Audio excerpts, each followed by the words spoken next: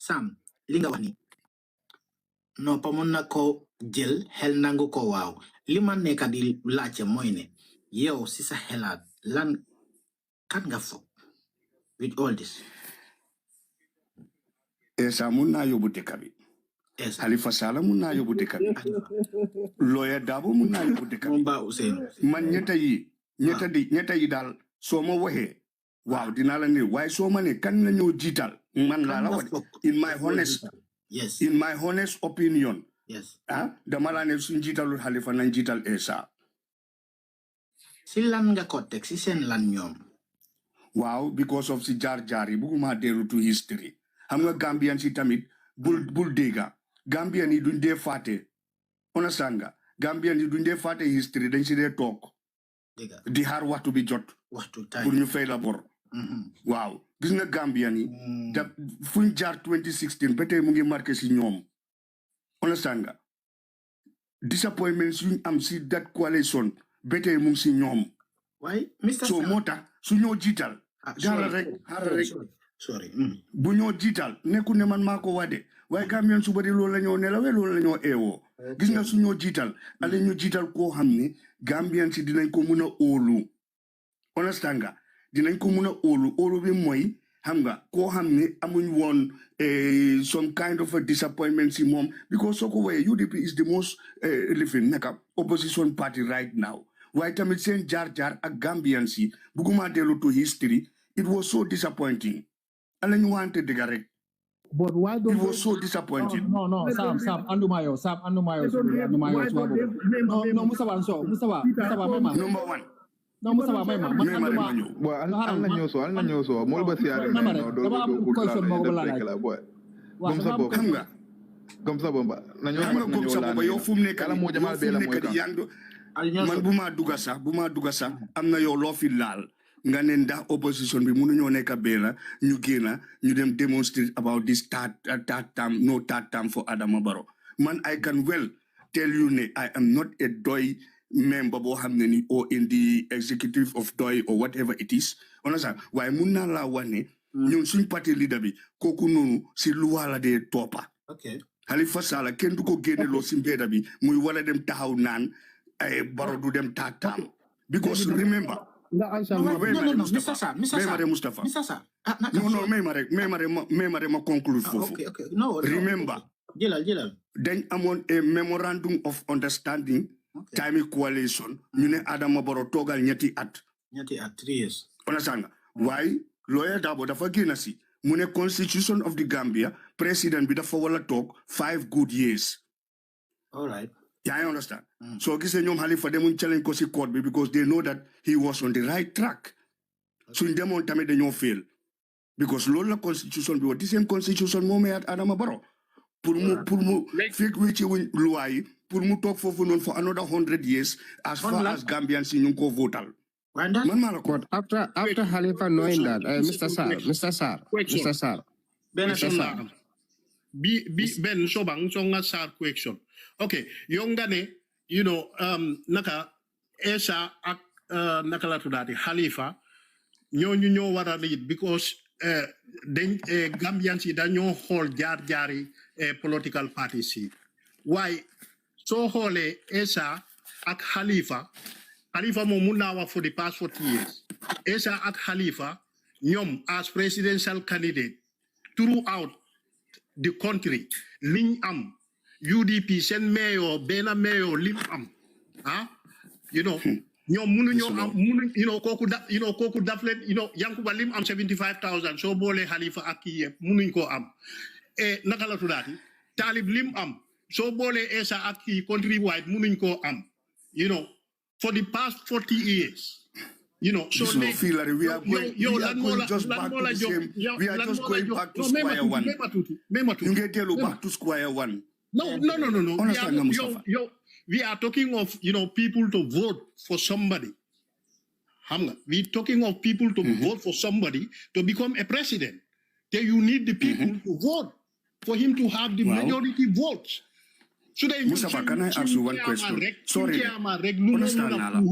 Wow. UDP I'm on seen 70 chairman something rek li or moo 90 mun a something pull. thousand. Yéen seen Wow. presidential candidate yi nga wax nii mënuñoo pull loolu ñoom combine together mënuñ koo pull mënuñ koo pull country wide te there is nobody in their political parties koo xamante ne député la or something ku am loo xamante ne pull na loo xamante ne ñun suñ presidential candidate kooku Okay. Why, Mustafa, do you agree with me? Foofu lay daanele. analysis fan la dem. Wow, foofu lay daanele. Do you agree with me ne UDP prominent UDP members génn si nañ ñu ne lawyer Ousainou Darboe ñoom mënuñ koo jaay is not a winning candidate. Mos ngeen naa laaj gaay lan moo tax gaay wax loolu. Sam loolu nekkul sa problème yow yaa am problème mu ne déedéet dama laa laaj rek ndax mos ngeen naa laaj seen prominent UDP members yi lan moo tax lawyer Darboe is not ok non man la laaj mënuñ koo jaay. déglu ma man la laaj Fita Manso déglu ma. Waaw. nga ne prominent UDP supporters ñu ne is not a winnable candidate. Not supporters, members. Yeah. Okay. ñu ne mënuñ koo jaay. ñu ne mënuñ koo jaay. He cannot be a winning candidate. Mos ngeen naa laajte di reason. léegi sa question bi laa bugg a answer ma ne léegi. ban candidate moo fa nekk koo xamante ne moo gën a pour lawyer Darboe in a presidential election. koo xamante ne kooku. No, you understand lost my question. No. danga mun nañ wax ne léegi kii moo mun a nekk a winning candidate. Who? Because even Adama Barrow as a coalition, 8 political parties in 2016, he pulled out 227,000 votes. In 2021, Ousainou Darboe as UDP candidate, he pulled out 238,000 votes, more than 8 political parties in 2016. So Koko, if he is not a winnable candidate, legi kan mo fa neka opposition who is winnable? Can you tell me that? Man de lena mo xam naa ko si de. Man lena moom leer na ma. Su fekkee ne UDP technician this party opposition ñu ñooy the biggest or whatever ñu jiital Essa Faal wala ñu jiital naka Halifa Sallah Gambians will buy for it. waaye dama laa won ne la am na yéena déglu rek am na yéena yoo xam ne su leen jiitalee gom su taxawee individually 2026 lim amoon last election du ko am. I'm telling you lum amoon last election this election su taxawalee boppam du ko am man maa la ko wax kan du ko am Essa 20,000 no man I'm not talking of Essa I'm not here to talk ay 13,000 votes la moo nekk man maa la ko wax waaw waaye suñ defoon man lu ma la waxee mooy si coalition dama la ne suñ biloon e coalition ñaari candidates yi nii Gambians si man believe naa ne they will gain the trust of the Gambians. But Mr. Sar, can I ask you a question? Mr. Sar. Kay ma wala leena de. Mr. Sar. Ma wala leena. Gis nga suñu defee coalition ñu jiital the wrong person. Gambians they will vote for Barrow. Man maa la wax lii. Gambians will vote for Barrow. Even with the coalition. Yow sa parti leader dafa resign mu ne du taxawaat as a candidate Halifa Sallah mu ñëwaat amu leen ku ne taxawal ngeen indiwaat ko yéen amu leen daloo leen a wax nit yi yow how many years you are ruling yow cannot say nothing yow seen maas yi lii moo dee tax ñoom ngi naa delloo réew mi si gannaaw because of certain hatred moo nekk si yéen lu nga xam ne yéen bugg leen ko da ngeen ko dee génne always so yéen UDP moom dañ bugg rek ñu def parti led coalition opposition bi yëpp ñëw ñu def join UDP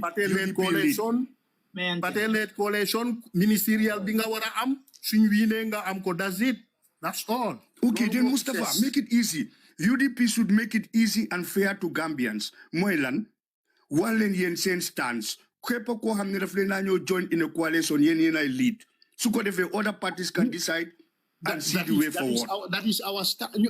I don't know, it's not officially why new members that is our stand. We will pressure the party for that to be our stand.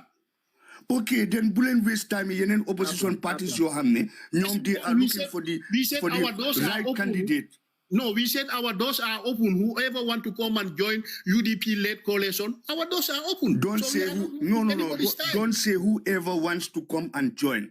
Just say that ñun UDP ñu ngi oote képp koo xam ne da nga bëgg a ñëw nga join ñu waaye na la leer ne ñun suñ party leader is going to lead that coalition. Su ko defee yeneen parti si am seen stance. UDP is going to lead. If you want to come and join us. Don't talk about that. Okay, clear. Yes, Job Isla. Yeah, Jabis Jilal. Yeah. Okay. Mbe kondona mbe palanisol mbe mol be kondona mbe panelo nyinto. Yalong Gambia la problem over nyame. Gambia la problem. These political party leaders have no problem. But their supporters will problem what? Yes. I can say for real. That is the problem because if you Mr. Sarkam where in this world there's a coalition, you expect a political party that doesn't have even a one councillor. You expect that to lead somebody who has over 20-something councillors in an election. Continue. This is the problem. Gambia, we nyantan can jiko falling. Understand? Okay. It's politics. But political finance, you have to talk something me along or samani enyininka. It's if I'm for noje. Understand? Gambia, coalition without UDP, Barrow will continue. That is the hard fact. Yeah, that's the hard fact. And the coalition with UDP, that will uproot Barrow. And the same coalition with UDP that uproot Yaya Jammeh, the same way will uproot Barrow. Okay. Nika coalition, asifa nyadi. Yes, coalition in any country. Ndebe German, ndebe banko menkanjan German. A coalition ke ka from Michael Bondija, Angela Michael Bondija. Right. But kabri sita, ikachar. Understand? Right. The most popular one, me along wall siata. All the fungus the rest of the party, if they are behind that that person, then election and they won. Okay. And anywhere in this world, coalition anywhere, the majority party, Molkarali will come. The better example is our neighbor in Senegal. Yeah. When Sonko came, yeah. So the rest of the parties, they just come behind him. And at the end of the day, they were successful. So why? What is stopping Gambians to do that?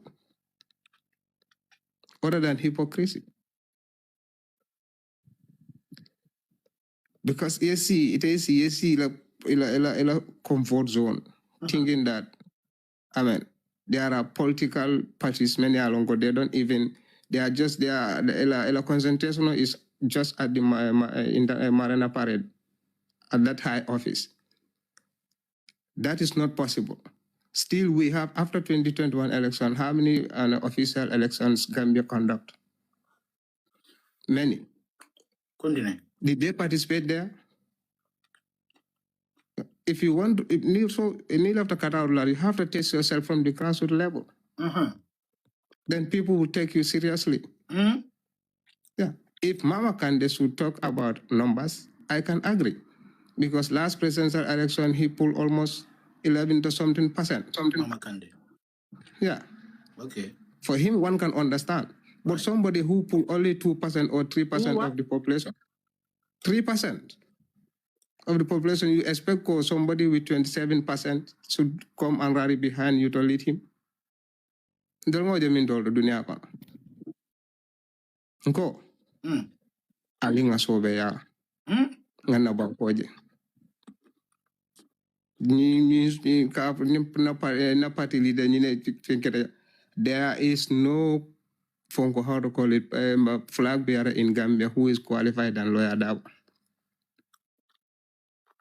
And I've seen no other Fonko, how to call it, who is qualified than how to call it, Halifa Sallah. Nko nyinke ba flolo alinge la respecto dila. When Jammeh was Jammeh. Where are the winnable candidates? Asatangata. Kabrin Jammeh ben banko kanala famo. Those winnable candidates, where are they? Mandela had your time for Kabrin the level the field was level. Then they came. Hey, do you know how many times Halifa went to prison? I'm saying how many times Halifa went to prison? I'm saying Halifa and Dabo. These are the two I'm talking of. Okay. These are the two people I'm talking of. Go on. So we should Go on. respect these people for their for their sacrifice they did for the country. Yeah. So because of these two people, of recent Mama came and NRP. But the more men's footage, PDOIS and UDP. Right. And the UDP play the major part in it. Okay. Yeah. So you cannot call me somebody is winnable candidate when Jammeh was here, the person was just enjoying his work or any other business of him. You know, sit until the field is level, the lion is gone, and you came, like Barrow used to say. Oh. So never done that, Janelle. Lambaji mo ne rek Wuladina alna aliye rally behind Toy. Alna aliye join behind Toy nganyim banko bondi. Lambaji fi amon Alinga balafaso do Gambia nolye. Alinga balafaso do Gambia nolye. Gambia be batarinne. Gambia batata. Gambia nyanta bondi la nyin kolya kono. Alna atolya lo ko Halifa Sallah ukay. Na nyin banko mara. Banko bitala le. Abitala nyaman tol bele be kontan la. Ngo Mustafa Fita ite yadus albele be kontan bol mbele be bola nyim bata ko no be min why are you concentrating on coalition? Mele ma 1 minute ma answer Jaria bi mo nte so la wala Halifa kany Halifa mum fana na fan bindo am UDP but that fact Mustafa Alna fact I believe in that Mustafa ngakacha Alna ngakacha na coalition no ki na Halifa tambindi Na sister Jaria na banko bondi Halifa tata menke na vice president men manke vice president weke vice president wolo Halifa then CDA ke I can na parliament I fa bakar Mustafa is serious boy Mustafa serious Jaria ko 1 minute Halifa Sallah mu ko ko ya jamete denga ya dimbale Jaria nga ko ñaata yoon la Halifa Sallah dem prison Harlan ki egni Usain ya pas wala nende wala ndala Usain wala nde Gambia coalition ko ndamandara je munantina because ani coalition okeda ani adra mol tamira no idam mala bina nyo onda mayna comme dunda baro kono nyame wala nde daga dina duwa pati be wi na rege idam mayta ya wi no ko ndamanda coalition blar no batu mbe understand iko fankum yalla ndaga mo boden pati o pati ni yalla ngoa ni ba wina dala fa pati killing na ram ba wina pati killing win okay ya famna ba ni coalition ko mo ba ko la ba ni mo winda bi na pour mo mi fon sama ndaga mi ro dulal bos mo be tala ñoo blame kan e gambe ja boy politician wol mo honest ñoo la boy no ikata ñoo blame jemo la rek dafa mbu wala understand boy so wala lende coalition ko boy ndef katreje 100% you know. Okay, bari mbenin Johnson o mento because ite along ko barobe strategy men use kan at this moment right andong ning kombesila ngajibe for 2026 don't you think neko as a domination okay no because why I'm saying this alibaro jiba a project all that in andaming all the way santola sate all was but na googling for ya politician o jela real politician o ni la fa 4 wine boy ka fintile ya damul diamol ya famna okay serious campaign yo nyanda ko la yo mo la hard win ya famna boy ndama la vi coalition mi alango adambro e mo duni dami mo bina mo dun do coalition si va ko na boy a petra ñoo blé mo banko dita yalla malam fal fa ngeen black cross la de sata okay so say ye coalition okay ye government body no yena coalition si va so adambro mo duni min ko na boy bas mo ka ñina black ni na president Nasira ay sembo so la alnala agreement o minga nala fa sa fel no so mo ka ñina black fa la right wala ndemal trust coalition kula you know ane ñin ki jebe wala kala de ñin ika fo ñin mele dindi albe kala je doro ke bal doro nko ale vice president o dawoda from there akatake president oldi ngajele Joe Biden akata president oldi Kamala Harris former president ya ñini after vice president fo Macky Sall manke vice president nko Ousainou Darboe president Halifa Sallah de manke executive team you know avec la vice president on leti Syria ngake House of Parliament I kept speakati esa fal ngake justice minister ti nganna banko soto my friend ali mbenga ko nyaajele you know be yo basi la jale quick because sister Jaray fana be santole kwanzi yen coalition ko mi moy ha bo almole nda bondi la ko ra be ñoo jam fala ba ko no ma understand day ko nyaadi ñu coalition ko mo ga mi fo rek a be mu ñoo jam fal da ñu ñoo blame woy no kata ibe blame jem la play kan ñoo ko fe no sa kam tay kam da te ko je journal janna ajana be nasila ndanga ko je juna la politician min serious ta bo da mol no ma ta campagne wala mol bonde bango win ala agenda push na ba government na da bo nim patio mi ya win na fel da mol bala na ni mari man do ku ke ta fam ba ñu ko la so na da na fel de ba pati ju wa blame la plan de ko la son ko bo 100% da man taraje ndala fa chenye ga ba pati da fa ya win ka bo finde da campagne wala bo ya mo win social media ko di ya fam no coalition no bete atale Gambia this yalum why so man so ngi ma ko jam Gambia 60 years the problem o kono so in coalition on also that this veteran politician they will be able to fix all the problems in these 50 years ye loi beto nati moliem you know so ninga di particularly na jam me ya lonko you know ila politician ol mang experience hanin kabi mimbetu la nyin tarde male kono still now but these people these veterans we should not let them retire without fixing that country for us non na problème oti bi ni lafta banko ye fix fo nga nyim veteran ol le bula ye ke executive leaders you know they steer the 5 years that they will have ye constitution beto nati molye ye reform beto nati molye ye civil service sector ila attitude the civil servant ya be code of conduct you know Gambia elo siloka Italian retire ye boje politician all sata they all serve as ministers in that government ye muru yeta pulolto ngajibe the one who delivered best Gambia no ya vote where I muru ay ke president odi this is what we want we saw the way out but metalla jan be nyoso sola while we saw the way out okay Mustafa nyela kuma kan mo Mercedes Santos domande luntangol be jele Mara, quick, then I'm having Jara. Okay. Donc baba maluma buga wa mo ne kani gis nga ham Londo deka bi yalla binana aduna bi yatuna yalla binana aduna bi yatuna understand nga nit yi bari neen way ham yi yalla daf len nit yi bokku understand nga right Gambia suñu bëggé deka bi mu dem kanam nañ bay di wax ne man bay force dama def li yalla ñu nga nit soko bëggé forcer sa bopa lo yalla may do ko mëna am ne waxante diga gis nga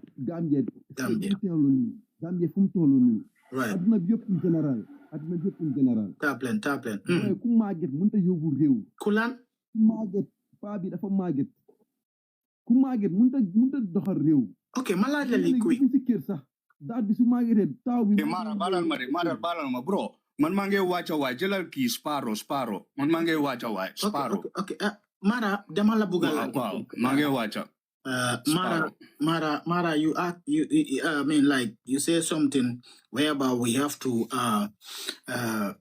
buy what didn't you buy hell okay the word of market lady Mara limala bugal like State House tolla wala State House ndax place la bu ñoo wàccee ay ciment ne ba Ousseynou su fa demee du mën a wàccee sax benn saako. No, it's not about what cement.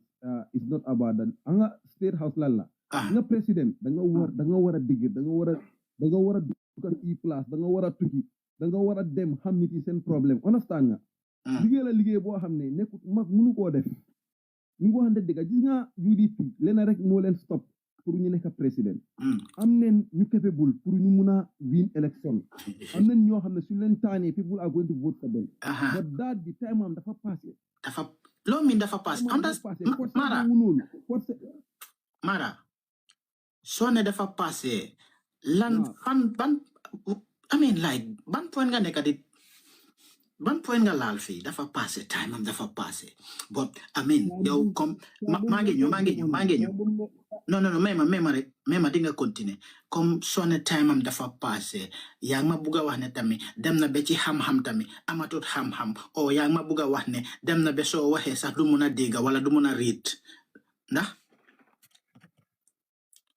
non it's not nekkul loolu gëm sa bopp yow nga 2021 élection bi daal bi naka la meloon ban taa ci woon daal bi even dox sax mun doon struggle pour dox mënut a dox ñu gis nañ fi loolu ban taa la ci woon nga ñu woon dëgg gëm sa bopp gis nga waaye banta boobu noonu ñan ñoo ko liggéey ñan ñoo ko sànni korta ba mu am banta boobu noonu may leen man dox man daana gum gaaw ñan ñoo ko sànni korte ba mun a téye banta boobu noonu you understand paa boobu noonu mi nga wax depuis 1994 paa boobu noonu moo nekka di dimbale household yu bari si biir Gambia te ñu bañ pour tëj seen papa yi prison ñu tëj seen nawle yi prison jël seen kër yi jël seen lu nekka soo paa bi yow doo am sa papa si biir kër gi ngay ko wax ne paa bi daa da nga màgget yow demal toog man ma ñëw ma lii because yow da nga màgget da nga expire mënuloo def anything you don't say that to your dad do you mayante leen no you don't mayante leen ma ne ida da ngeen a dunda di ngeen gis Ousainou Darboe xanaa bés bu ko yàlla yóbbu ngeen dunda mu naxari leen di ngeen gis Ousainou Darboe fu munti ka em rek fu lay fam yàlla pare pour jël ko rek alhamdulilah mu jël ko waaye gis nga seen xol yi ngeen xam ne da ngeen ko amee nii mu nekk di leen metti si affaire Ousainou Darboe di ngeen dee waaye di ngeen ko gis Halifa Sallah Lawyer Darboe leen ñu abal Mara dimbale ñu Halifa Sallah mënuma wax ci moom because man gis nga man nit demee ba ma war a nekk suma kilifa duma wax lu bon si moom waaye xam naa ne Ousainou Darboe seen xol yi dina buteeku waaye di ngeen ko gis tey di ngeen ko gis ëllëg buñ amee fair election in the Gambia Ousainou Darboe moo win depuis 1994 bàyyi sàcca bi ñu bàyyi di sàcca wini nit ñi UDP dina fi taxaw waaye ngeen toog fii ngeen nekk fii di xamadi di jaay nit ñi ay réew ay xamadi di loole du wax seen bàyyi ngeen di ko wax politique la yee is fine waaye am na yenn yoo xam ne yabaate la sax yabaate la Mara, can you please just off your mic, Mara. Yabaate be buga dee barka dee moo ñaay am xawma demba waaw léegi Mara dem na sister léegi Mara dem na léegi very rude it's not good léegi Mara dem na waaye dina toog dina ñu dee Mara du wax baayam ne génnal si biir kër gi sa place njiit man ma ñëw ma toog fa waa naka yow da nga expire waaw réew yabaate thank you my brother continue leen ñu wax doo leen indi something dañ leen wax ne ngeen indi something da ngeen indi something ngeen teg ko si plate nit ñi seet naka la coalition naka la ñoo mun a waxtaan ñu mun a juboo ñu mun a juboo jaaraay moo war a jël time am moo jot you understand nañ war a juboo ñu mun a seet naka la ñoo yóbboo coalition waaye ngeen toog mu am 27% loolu sax 27% bi ma nanguwuma Adama Barrow dafa sàcc suñ wiin bi Adama Barrow sàccakat la dafa sàcc suñ wiin Mara xaw ma fan la moo support ci leen su fekkee you understand it's not about even supporting somebody it's rudeness you understand waaye bu nañ coalition kenn bañul coalition farms nit ñi dañ bugg a ñëw def coalition pour ñu mun a génnee Adama Barrow te benn party in Gambia duñ mun a def coalition without UDP pour ñu mun a génnee Adama Barrow bi Gambia it is impossible you understand it is 100% impossible waaye bu ñëw ut solution bu ñëw toog xale yu ndaw di toog di jaay reewaange di jaay xamadi di jaay ne ñoom ñoo rëy laameñ luñ dut wax seen bàyyi politicien lañ lu leen neex ñu wax ko waaye nañ ko teg ci yar ak teggin ñun ñëpp suñ kër yi loolu lañu jàngal nit ki màgget na man suma papa màgget na loolu taxut ma saani suma papa ni màgget bugga naa mu nekk fa may ko weer ak a weeri loolu laa bugga Why certain things are disrespectful? Why nañ leen toog ñu wax dëgga ñu def coalition ci kaw dëgga? Why doo wax ne man 0.5% la am nga bugg a jël loolu yow ñu jiital la yow ñu bàyyi Ousainou Darboe ki nga xam ne moo wiinoon sa election gars yi dañ ko saaca. It's wrong. It is absolutely wrong. moo tax ma ne moo tax soo bàyyee xel dama ko ne State House du place bu ñoo wàccee ciment wala dañ la ciment la ñoo jël di ko def dem def si boppi bu njëlee ciment sax ñu def ko si boppi Ba Ousainou is stronger than Adama Barrow. Adama Barrow buy dox mel ni ku jigéen ju biir ku am 10 months sega sax munu ko.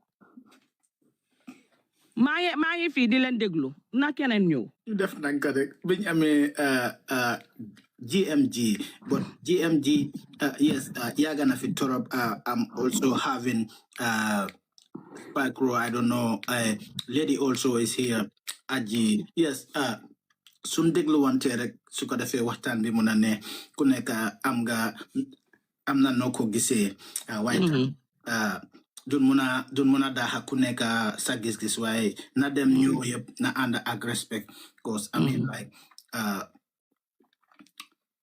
lim dee wax la rek loo bëggoon ñu wax sa waajur da nga war a bàyyi xel bu jàmbur. Exactly, thank you. am na solo torop so ñuy naayisal mu naayis rek yes dinaa egg ci kaw bi ma amee GMG yes GMG inimbara jata ko tanatela Farms talo talata na nye kondom nye lamo lalbe kondom nye sistal kondom. Thank you. Farms wati din sele platform ol don tamin fo Gambia dingole nya bori nya biti mbebe kunkana nyinol la. Gambia bala fa warta. Gambia bala fa warta. Gambia dingol ninde mbenda platform ol do alenka benkan kilinkan. Tonyalo momo ne kanu molom. Tonyalo. Momo moleje min kanu ilafta tambi nyato. Bare Gambia la warta wol beti. Tonya. Mbadi mfal bukal al barindi wol janal bare musola nal dingol.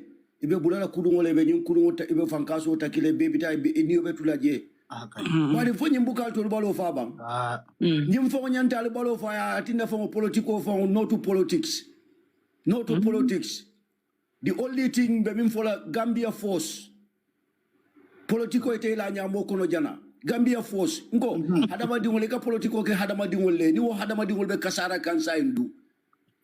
Ke mbadi 2016 jang coalition lo tel with Barrow kaje ko e atodu no to back way. No to back way slogan o keta amanda wo fanala. Atandi Gambia dingol bela ko ya jamme tajirante yala ke ay baba Ousainou muta e soron selo kono ay soron prison ali nya kafunyo kan nya bondi Gambia dingol minikata bakwele niyo be kasara kan nya ko nya dankala ye mbadi to nyalo baba Ousainou boda nan prison bar fo Gambia dingol niyo be tanka kan ne bang ali nya nyoni nin ka wala janal ba fo politics for what ite fongo isu ila su kono dindi wolbe kasara kan jiyo kono nyabela. You people are talking about politics. Jamale be tambila coalition on nyado jamale be tambila coalition on nyado. Coalition for what? Gambia force. Gambia dingol alinya kafunyo kan no matter party ba party rinko alinyo kumandi wolbe muke balleti wolbe nyabe Gambia le kan. Ba Ousainou mamari wolle be Gambia. Halifa Sallah mamari wolle be Gambia. Atodu nying politician will be ibarindi will ni mamari will lebe Gambia. Ngo dukar ali Gambia jibe ali nyem nyomuta nyem banko bonde Adama Barrow bulo kono sanjitang. Ngo afongo min fo wolom ni bo na me si hani abedi la tesila Barrow hani nyatu je fo sanjike me ata sila. Gambia dingol alintolle fayda soto nyam fo nyo sonko la ko do biye ka fo ya Barrow al kortela ba barante camera al kortela al do kule because al be dawo dal bu ko nyomoy no telepati ni nyam parti leadership fo tata nyato fo bindi select as president ni mete long ite mani boto sambale la suo kono idi umbe bakwe mala bitawe fale ma long ngo ni ko national ngo fo Gambia altol fo albe dunia da dol to ba al Senegal jibe ba Senegal dingol be wultale ko notu Macky Sall ya Kenya dire ko ni wala be tuda je bari Macky Sall be jilale Senegal dingol be ka fuda nyokan tonya Cairo kono ye Macky Sall jindi bi Senegal ya declare ko momo ni mu kok soroti ka baku e kulum wulindi ni e mute be soron nale be borte na Gambia na di newol fele be kasara kan albe siri njangal ka fo mole politics for what albare ndi wol mini fo nyantal tol ketala wol bebe kasara kan jio kono alkana fo mole jam politics what is politics altol buka national issue national interest jibe politico dorong ba usenu tenti ma kande tenti jambe tenti wol bal na fala minel ala fo mfamo tenti na banko tenti lafta na banko le tarambulo muta be tarambulo muta nya nyawu wo adama baro bulo kono yes yeah you go do bi yanka fala UDP altol manya na diamula fo billahi wallahi tallahi al manya na diamula altol nyanta Gambia dingol bolo seylale ngo bi la UDP natol kafuta altol pareta ali molbe kumanda ali kafunda al fanka al ci adamu baro wutu ko nyambo baral man so wala al ko pour altol kumodoro al kana woke da dindol felebe kasara kan Gambia be sacrifice ta kaje ko ba useni bo kaso kono Gambia liberate ba useni kelo ke Gambia fo saya fati o koita abe kelo la Gambia altol kalje bala fala ba useni se ba usenu tambini no nyatole bara be sunna nyadi la Gambia dimul albe nyole kumandila al politique parti la interest la ndi follow Gambia la interest force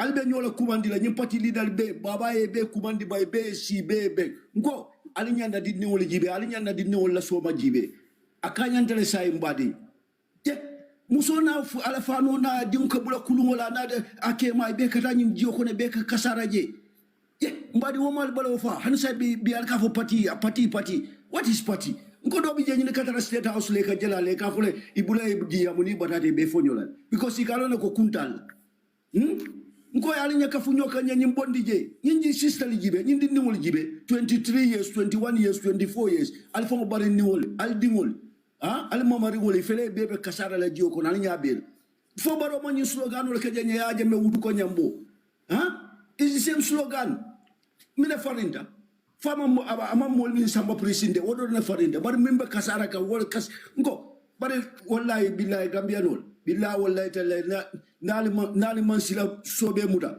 ni molmin be fakan jiyo kono mi molmin be kasara ka lakire nal bentaje albe kitila albele contributor nal man nyimpati ko landi ale gambia bondi lakire nal ni bente lakire albe fem volal ye fom ko kayra ye platform odo parti mtola parti mtola be kele coalition yaton ko mon parti ete la nyamo kono jana wayal kana mol batandi way mol le nesono bebe buruka kangal ka fo parti nyawo parti kalo hadama dingol ni wo hadama dingol be kata du fo ninkel be kata sawo sang dindin jella ka jikara mod dindin jella ka drop out cabinet change of government kete dindin jella jida dindin jella ka fenker dindin jella jida kara modo dindin jella drop out from school. At the end of the day, be kenyi silo la muta. Alfon nya bala dinne wala fi chotele bebe kasara la jiyo kono. Albe mollo kam parti. Mtala lafa na candidate le wir lafta na candidate. Ila candidate o winna nyadi.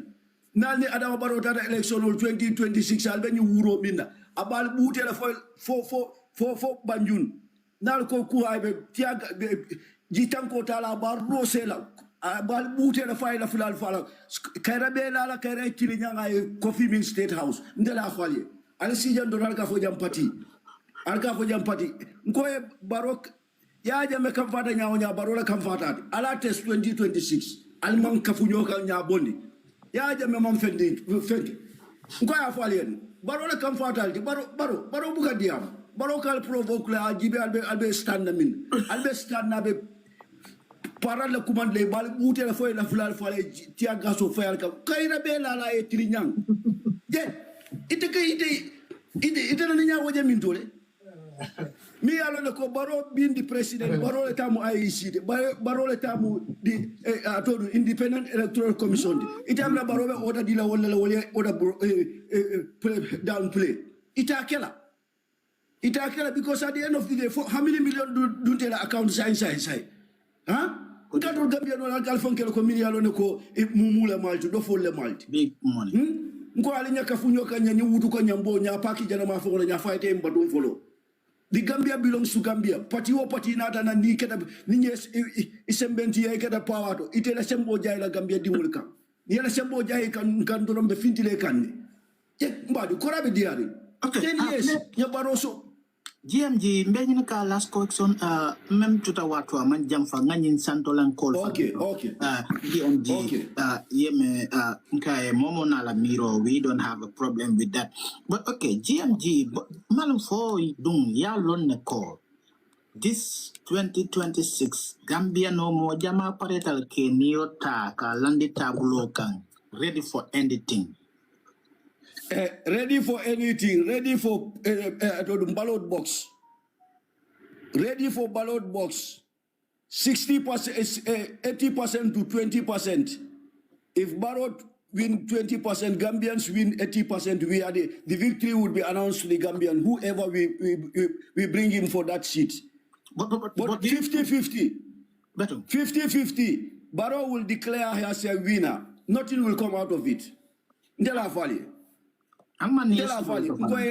Muna Gambia lol ka wewele nkoite alone farms Gambia lol ka wewele ika wewele doro wuro la ke doro tilikilin fula doro ko be sumiyat baba Usenu le bekela mo labon ti memba fula Gambia dingol ali finti kisilo kan ale demonstrate baba te okela baba for 22 years et ku tilimbali abe la kanjan baba ne ku kilin wala finti disilo ka wala msulo sa na fa ala baraka bake. Okay, inimbara nkai momo na la opinion al na la TV lem gom sa bopa media mboka yi na sen TV la gom sa bopa media ko ci wakone bumwacha dama ko buga latte no mung fi dama good way be leji dinen exiko tuti buñ amé sprakala I don't know sprak whatever name called Spyro yes. Okay, assalamu alaikum. Walaikum assalam. So after Spyro at the SU, right? Yes. Yes, so nde badiamo kumasla dame wala nyinte ko. This is politics and it should be a ground for exchanging ideas, views, and opinions. Not just merely ranting about different issues without focusing on a key point in the conversation. So first, we have a problem at hand. Right. And the problem is, how do we change our government to an efficient system that will move the Gambia to somewhere better than we are today? To somewhere where our youths will not perish in the sea, to somewhere where our security forces will not be maltreating people to the extent of people eventually dying in that kind of a situation. To where our monies in billions will not go into thin air without knowing where they are going. And that government cannot be constituted or instituted without politics. So therefore, the idea that we are talking about politics and that we should pack it aside is a wrong understanding of politics. Politics is about distributing power to give people positions or responsibilities and distributing resources in the nation to solve the problems of our country and move us on the trajectory of the development. So therefore, we cannot solve the Gambia's problem without taking part of politics. So that said, let me bring this to memory. Khalifa Saleh was arrested in 2005, was arrested in 2009, was taken to NIA, questioned, accused of working for then former president of Senegal, accused of being a spy. So let us not forget history and use modern recent events to force people into certain sacrifices. We are talking about a coalition, and I have heard a statement that is said so many times, but the twist of the coin of the statement is not being said as well. The first statement said is, The Gambia cannot win Barrow by any single party. That is one statement said. Another statement says, any coalition without UDP will fail. But do we say that any UDP without coalition will also fail? Any APP without coalition will also fail? Any PDOIS without coalition will also fail? So no single party in the Gambia has the statistical background and statistical projection to remove Barrow. I'm not saying they cannot, but in world of politics, we rely on statistics. We rely on projections. In that, we do not stand a chance as individual parties. So how do we solve the problem? I said there are two options. A coalition that is going to come into agreement without any contest for flag bearership, or a coalition that will come to agreement with contest for flag bearership. So how do we approach this? Presidency is not the only position that matters in governance of the Gambia. How about if UDP comes out and says, I want to be in a coalition where our candidate is going to be the coalition leader, and where our candidate will resign and serve as a coalition leader for the first 5 years to institute institutional reforms, constitutional review, to have term limits in our governance system structure, and to put a leveling ground, just like the goals that were set in 2016. That is going to be the only purpose to implement these coalition agenda for 5 years. Whoever president comes into power, your party's agendas of how to transform the Gambia will no longer matter. The coalition agenda to serve the interests of Gambians only is going to be your focus for the 5 years. Okay? The other option is, how about if UDP comes into a coalition? Remember, my first point is UDP coming out to say our candidate must be, there will be no primaries. But how about if UDP then comes in and say, okay, we are going into primaries, and in return for that sacrifice, then 50% of the key governance positions are automatically going to UDP, regardless of whether our candidate emerge as winner of the primaries or not. Then those are some of the things you can bring into the negotiation table. There is never any coalition without a negotiation table where people make offers and counter offers are made until agreements are reached and signed. So if we don't do this, what do we want to do as a nation? So I have seen people say a lot of statements. If I happen to say that if you don't want Halifa Sallah to be the president of the Gambia, then you are wicked, you are so bad, you don't want the Gambia to be salvaged. I am wrong to say that. But I am right to say that there is no person I see more qualified than Halifa. And somebody else have the right to say there is no person I see more qualified than Dabo. Somebody else have another right to claim another person. But that doesn't make them bad for not supporting my view in the person of Halifa Sallah, or for not supporting my view in the person of Lawyer Dabo. The country, the Gambia, is too big a price to pay for anyone's sacrifice, not the imprisonment of Halifa Sallah, not the imprisonment of anybody. Because those people are still alive. There are people who died. How about if their sons and daughters came and say, our father died for this country, give us the mandate to lead this country?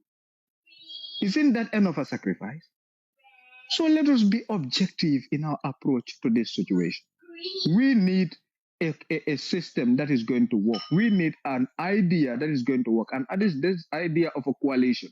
Do we go into coalition without primaries and rally behind UDP? But the other parties are going to make offers to that and say, well, if UDP is going to go directly into office as president, then UDP will have lesser positions compared to our other parties who are going to not contest their presidency. or if UDP is going to sacrifice all its numbers to say we are going to go into primaries regardless of our number, then they are going to go away with 60% of key governance positions in the country without a doubt. So how about we go to negotiation tables and bring this kind of ideas and offers where we are going to debate on these things? Because the point is, no party can do it alone. Not UDP, not any party. The same way there is no coalition that will succeed without UDP, the same way UDP will not succeed without coalition. This has to be clear, because all these are based on projections and statistics, and we are not seeing any party statistically projecting a victory against NPP. Yes, there are claims of election malpractice, there are claims of ballot rigging, there are claims of cheating, but those claims, do we put a solution to them as so far yet? No, then therefore they exist and they are part of our problem. So we need a solution that is going to defeat the problem and things that are part of our problem. Thank you very much. I don't want to talk. We appreciate whatever you said. That's your opinion, and definitely it makes sense in another way around. But anyway, I'm having Aji. Aji, hello. Yes, Sister Aji.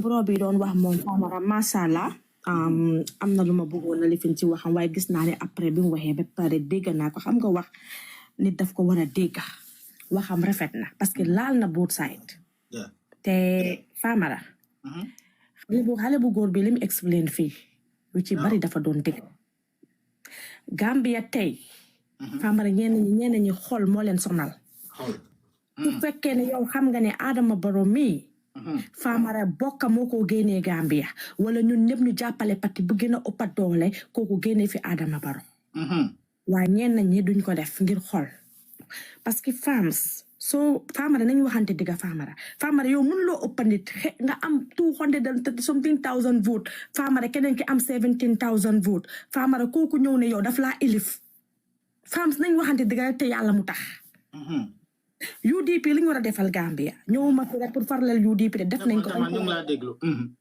ko bañ ko waree def parce que 2016 nangul nañ leen ñu demoon ak ñoom waxtaan ak ñoom ba gaay yi tànn li ñu war a tànn def li ñu war a def kon UDP nag defal nañ Gambia liñ mun waaye nag benn wax moo ma fi éegal loo femmes baalal ma bul ne dama ñu ko defante waxi Mara bi moo ma fi éeg si loo parce que dama doon jinkoo sama dégg waxam bi mel ne bureet ma jox li ma wax mooy Abdoulaye ci dal may bi ci kaw Abdoulaye miital sa bopp parce que femme dama bëgg Mara dégg li ma ko wax Famara xale yi ñene ngi ñeme nañ mag de xale yi den am fiti mag nga ñeme mag ba pare yàpp mag di ko xool ci biir bët di ko wax yéena yi nga ñeme mag ñeena ñi ma ko sañ a wax parce que li ma laa wax mooy wax naa leen ne mag dafa yàgg ak yàlla respect leen mag ba pare moom bi mu egsee ñëwut wax Ousseynou Dabo li mu def de dafa ñëw si ejam di ko bully he is a real bully kii bully bu mag la parce que xam nga tamit ne bully la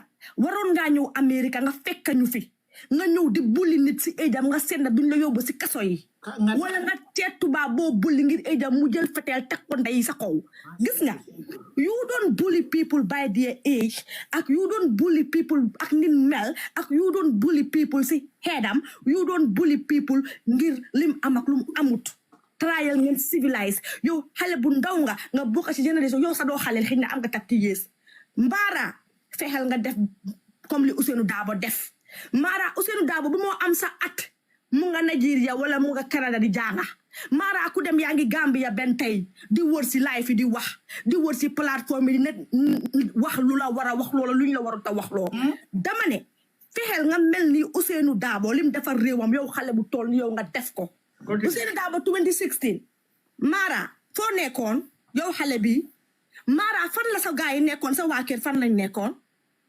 Mara nit danga koo respecté ndir lum defal sa réew Ousseynou Dabo bi ngeen naa wax mag nii de yéen xale yu bari da ngeen dawoon keroog bañ ko doon dóor boppi Fatelim Westfield yéen foo leen nekkoon ñu ci bari dañ daw yéen xale yi wax ne Ousseynou Dabo paala lim dekku woon xale yu ndaw ñoo ko doon dóor keroog same on you guys parce que yow soo waxee ne paa bi paala ay xale yu ndaw ñoo téye woon paa yi dóor leen dugal leen mile two te bañ leen yóbboo mile 2 paa yi jéngu mile 2 nekk fa ba génn kaso kan lañ ko defaloon du yéen yow yaa mun a taxaw fii naan paa bi mag la keroog bu moo dem saani ji dafa enu banta di dox dama la ne man li ma laa wax mooy banta bu mu enu noonu nekkutoon feebar kotte lañ ko saani woon waaye dama ne yàlla du duum jaawale te yàlla du def ba naan su ma yëgoon yéen soo leen xamoon frontière boo leen mun a taxaw ñaan yàlla ne ko jox leen ñu ruuxu Ousseynou Daabo bi di ngeen ko def waaye doo leen ko mës a gis parce que yàlla du nit te yàlla munta juum te yàlla munta jaawaale maaraa xaleel nga oytul sa boppa Ousseynou Daabo mi ne yàgga ngaa dem si plateforme di ko wax lu nekka ba pare bulli bi nga koo bulli dafa am pour mu daga fan lañ binda si luwaa Gambia bi ne age limit Yaya Jammeh ma ko defoon daf ko gars yi dañ ko génnee segem age limit amu fi bu leen ñu gëteen xale yi nekkoon Gambia lii da ñu gën a ndaw ñoo fi nekkoon ñoo ñu gën a sonal ñun bëggaatuñ président yi xaleel yi ñoo fi ñëwoon indi ñu tuux ku duuna bi yëpp problème biñ nekka ni yëpp xale yi la ak middle age bi léegi nag soxlaatuñ xaleel mag lañ bugg a kilifa mu ñëw defalal ñu suñ réew mi léegi da ngeen foog ne soo leen waxatee baaba ñun dañoo toog di leen bàyyi ngeen ñëw di ko buli si édam soo leen ko bulee ñu buli leen ba buli fuñ warta buli lu leer lañ leen wax ba pare caaxaanuñ lii politique la politique dafaa dem ak respect politique dafaa dem ak li nga war a wax jaay sa parti agenda wax li nga wax waaye doo fi ñëw di buli nit ki ngir éjam mel ni State House baaba su fa demee dafaa enu saaku maa la stupide ba bugga dee ban président nga gis da nga stupide tol ba pare uncivilised yow ban président nga gis muy dem State House di enu saaku maa di dem boxing di bëre fan la am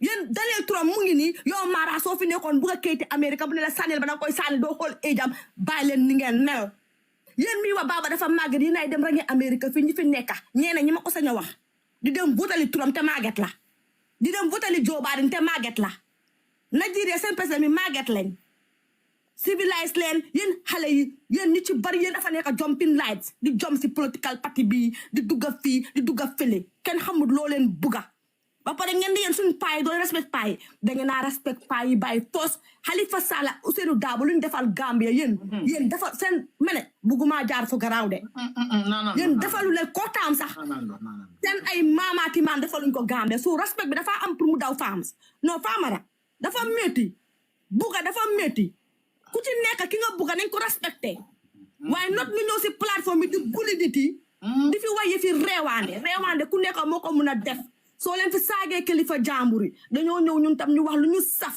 te dara du xew feteel du tàkka dara du jub lañ leen waxal waaw ganaar kenn nenuñu nag rek la leen seen boppa soo leen buggee buli ngeen dem buli ji seen parents yi ngeen yow sa baay su màggetee danga ko ne ko baay génnal suma kër fan nga musa gisee doom buy ne yaa booy màgget nga baay màgget nga génnal suma kër dangaa ñaan yàlla ne ko bul rey suma baay bul rey suma ndey parce que yaa ngi ko bugga ni ngeen buggee seen parents ñu màgget noonu la Ousseynou Daabo njabootam gi buggee ko respecté leen seen boppa Famara maa ngi wàcce thank you aji naanal do def leen danka yaa ite Mara yow doo ko ñaare la ti dafa danka wax naa la ne yolo yi kenn du leen dee laal Mara ananga ñu egg ci kaw jaadama laamin man moom duma sori ko aji pare na ci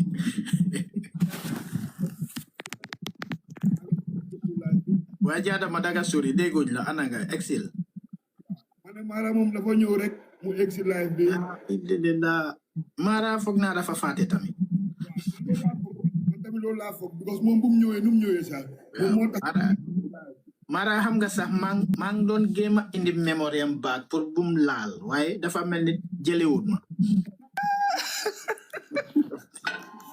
Mara daf ma yi xam bis pour lay no yeah now it's no more politics, it's movie. China la yoo dem billahi mina seytaani rajim gom sa bopp man suma wala may naa leen ko man nekkatuma Gambian gom sa bopp waxaara maa ngi am aral kii jaadama gomma jeexalagum jaadama mu ngi sori may Gambino jaadama yow mun nga tëj sa mic bi after yow mun nga ñëw wala naka la jaadama Okay. Mo yow itam yaa ngi doon laajte nga ne xaw ma kan mu des waaye anyway mu ngi ci suuf continuer mo. Okay, Gom, di lañ nuyu, bro. Di nuyu ñëpp ñu déglu ñu nekk ci line bi, to be honest, te moom bëgg na. Understand nga? Yeah, man fu ma njëkk a commencé mooy ñun Gambien yi at this moment dañ war a try ñu déglu wante bu baax. Because leena la, Gom, ñu ngi tollu ci jamono boo xamante ne nit mun na moo fay nit mu dem def dara nga foog ne Gambien moo ko def fekk demewut noonu. Yàlla rek a xam de. Yàlla rek a xam si internet lañ nekka. Hakañ. Turi mara bi Gambia ñu ko dee am daf dee raxal daf dee jafe trop. So ñun Gambien yi dañ war a try ñu gis suñ dëkk bi. Si kaw loolu noonu dañ war a make sure tamit suñ déggee voice Gambian foo ko dégg rek dang dee xam. Because tey am na ku egoon si sa life mema waaw voice Gambian naka nga ko xamee ak beneen voice xaaral ma explain na la lu ndaw demal man suma waxa yow suñoo wax yes nga ne si suma tong bi yow di nga xam ne dëgga moo Gambian la dëgga waaye suma waxa yow ma nekk di wax ma ne mais xam nga mais pa boobu noonu mais diw yow di nga xam direct su ma la waxee ne Gambian laa sax yow dang ma war a correction waati nga laaj ma Gambia fan nga jógee fii yow yaa ma gën a xam Gambia bro ñu nu neen xamante nen nit dina yaroo Gambia mu maagee Gambia understand nga bem taka jabar Gambia be am foofu noonu ay sit waaye su moo wax si biiri waxam di nga xam ne kii dëgga Gambia la magee fa la takee jabar bem am foofu noonu ay sit waaye kii nu moo waxee ama da understand nga fu ma waxee Mara ni moo waxee ndax kii ni moo waxee kanti non sa life fi tey ñaari nit eeg nañ fii ñoo xamante ne man su fekkee ne ñooñu noonu Gambian len because ñun politique bi nuñ ko toppee nowadays nit mu na moo fay nit mu dem eeg si life yi jaamur understand nga buli benn political party next minute ñëpp ñu génn understand nga saagante commencé suma galone ndox bi wax naa be loolu waru ñunu neen suñ diggante ñunu neen dañ war a try ñu déggoo because leena la ñun yëpp leena lañ gis mooy Gambia bi lañ gis Gom toog na Mo toog na Lamin toog na Fatoumata toog na Binta toog na kooku noonu dafa ñëw pour liggéeyal Gambia def na lu baax dañ ko wax defut lu baax dañ ko wax soo léegi leena la ñunu neen dañ war a try ñu laajte suñ boppa ndax dañ gis suñ political party ndax dëkk bi lañ gis continuel ay ndaw yu bari ñu ngi ñaaka seen bakken lu tax dañ war a kilifa yi dañ war a toog ñu laajte seen boppa ñu génn ñuy wax dëgga képp koo xamante ne da nga bugg a toogu bi da nga génn nga wax dëgga bi ñëpp ñu toppala suñ nebo si country bi ñooñu luñ def gaay seen xale buñ doon jóg gaay waxuñ ne Lamin la wala Ousmane wala kii ñoom ñëpp kenn lañ songa ñu ne kii la you have to find a better way. Sëñ Fodé Michael Sorondro moo lebe develop ka ñëpp dañ génn ñu point benn nit rek lañ point te benn tey kooku lañ nekk di point gaa ñu ne suñ gisul kooku noonu mu téye lenge bi duñ musa tay duñ bàyyi waaye ñun suñ dëkka leena moo fa nekka kii la kan la ñoo choose ñun suñ boppa war nañoo toog ñu xalaataat bu baax because ñeneen ñi ñu bari ñu ngi wax ne man moom dëgga gisuma kenn ku ma ñor si ñooñu noonu gisuma kenn koo xamante ne kooku laa ko bugg a jox man dama la bëgg a laaj question lu tax ñu choose Sénégal choose Ousmane Sonko man duma sénégalais no I'm telling you waaye am nga yaa ngi si politique bi yaa ngi déglu man suma dëkk bi laa gis No, why you took example from Senegal? Why? soo gisee ma jël exemple boobu noonu leena moo tax ma ñëw si point boobu noonu man dama bëgg ñun suñ waa dëkk ñun Gambian yi ñu try dëgga ñu gis suñ dëkk bi understand nga suñ dëkk bi suñ ko gisee ñun suñ boppa dinañ xam ne dëgga kii let me tell you something. If you bro, man sa time su jotee you can go.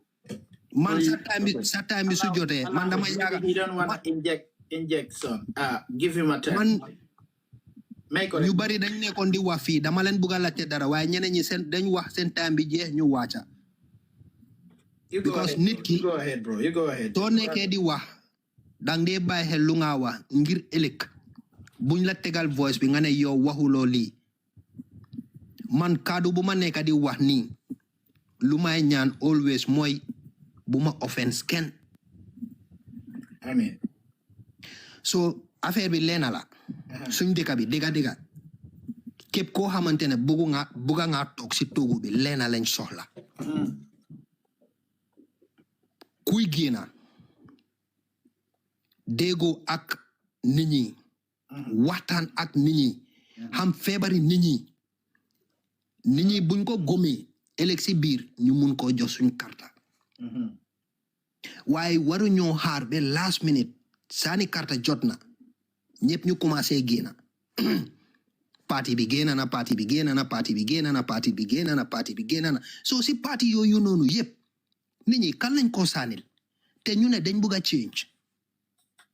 changes boobu noonu si ñun la des ñun ñoo mun a change waaye parti suñ bari yee next minute ku fa nekk kooku moo faa des nangu leen kooku moo faa des lu tax loolu noonu parti yi ñoo bari dégga su ñëwee alañ ko teg si table bi ku nekk jël sa wàlla demal continue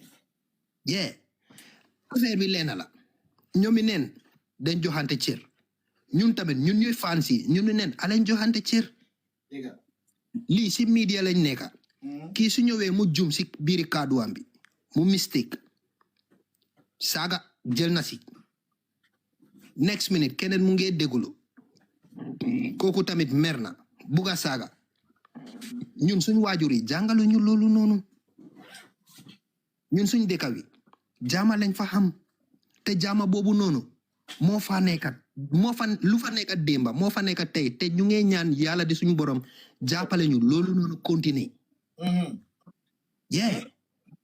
du caaxaan demal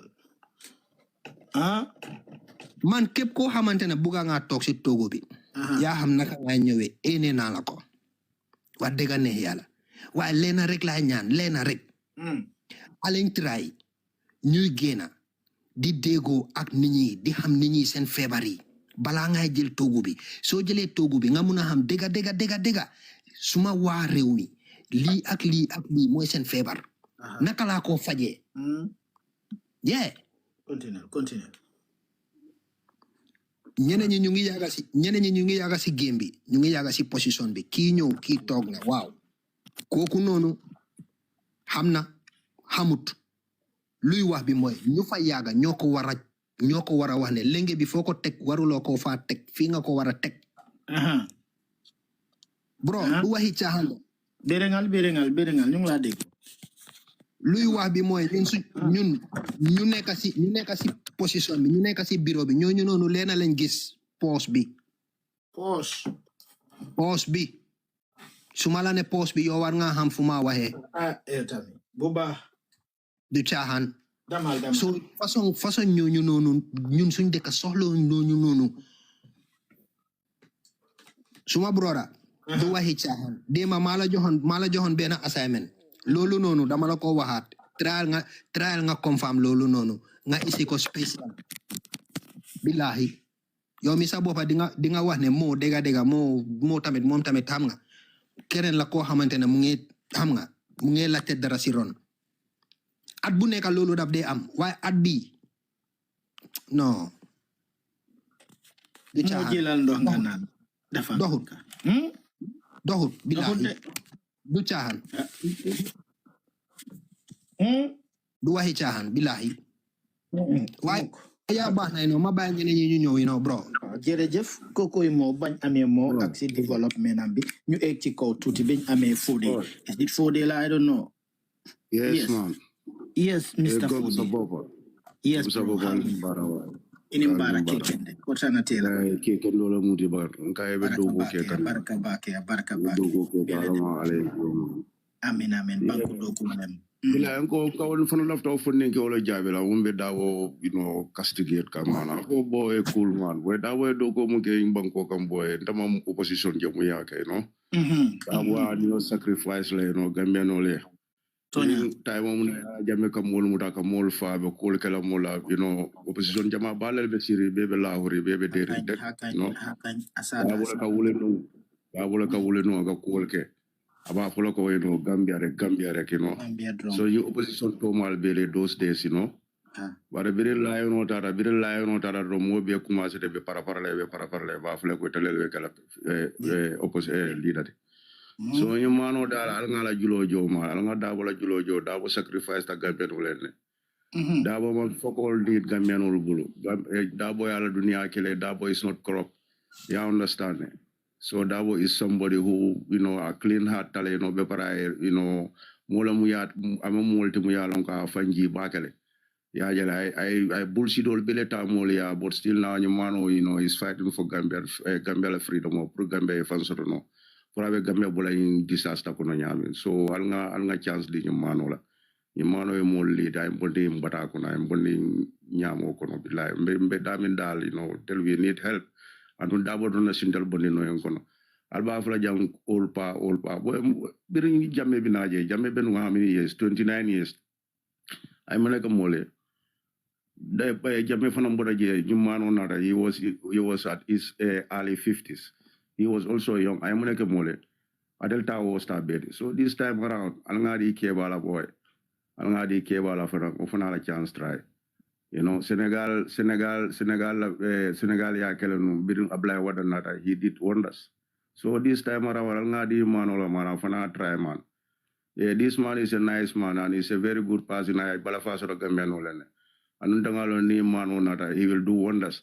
Mol mun be kat si ba fula amage tale be ko mol be fulama abe moja mala surprise la jande na sita nga chance de this time around billahi wala mano be mol be surprise la so please I'll be unite nga ke clean the boy and there is no other party mu yalon ka warta UDP ti Gambia kono hani NPP mu yalon ko de ade ruling party UDP la wartete yeah, believe it or not. Because ñil ka bebe suñaro le la ni be mol sanna jana bita forinal tare be register that doesn't make sense boy brother nin to ñana rek nga fu boy UDP man patite Gambia mu yalon ka wala wartat so ni be la coalition kele ka fo be UDP exclude la jatita no ata work no la UDP anyway UDP patil bele fenke bele accept na ni coalition be kele ina ye join kam bari de mo patin no tita all ko be UDP lead la wote ke no la boy UDP is the majority boy so please alga chance blame pabi bulu man pabi mo rule man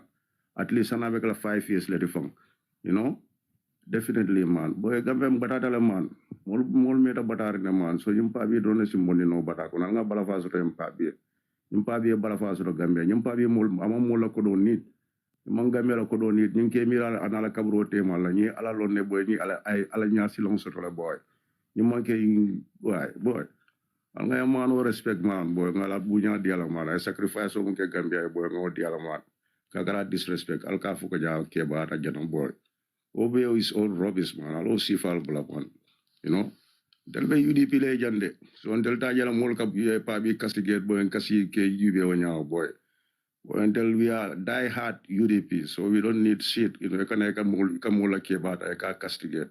Moto ala wala jal. So ndengo wala soro memo fola. Yeah man.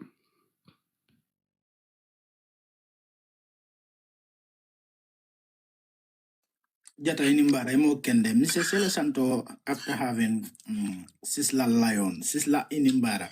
Inimbara the farms. Inimbara imo kende. Inimbara muna belono. Ibo sa London na le tata si. Ano mo na me around. Ay mo tanan. Man, I'm around say, That's good. I'm better sa to not enough. I number here, members, I'm a Coventry right now. Wow, that's nice, man. Yeah, but we link up inside. But farms, the farming contributor, right? Asata. Yalong Gambia farms, Nafika yala Obanko, Nafika yala na Obanko tita. Gambia is too sad because mobe yala neko kasi kafoko ni muche balde ala aging jang itabe Europe jam men kajan yaga is discrimination. Anum bajan America la president wala siatra non daboti mobe olane. You got me? After all, yung coalition talk men fana mulka foteng yudi pati rong kidip karab pati bata Gambia pati nda Gambia o fon be mu nafika yalti because mobe al nako pati bala be Gambia UDP which is UDP and coalition kata da anywhere in the world. Yeah, Patiba Oleka lead. Right now, let me read this for you.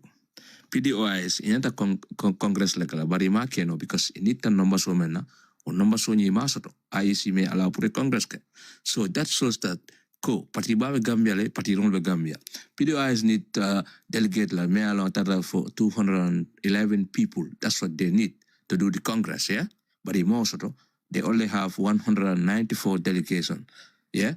To attend. So IEC may allow for the Congress because they need to bring 211 delegates in Mosoto. So come on, nakarebula. More town menti ya diala. UDP say konyanya, say hate nyanya. UDP is the biggest party in that country. Mobeolon. Nimantara nakarela. Yalan come for that. So any coalition without UDP, it will not work. Yeah? In that country. Andung UDP, Kafuko ha particularly the borough will no Gambia. That's misleading statement because UDP has won that 2021 election. Mobeolo on the UDP 2021 election on dollar win. Mobeolo na kweta Mobe Gambia the UDP do election.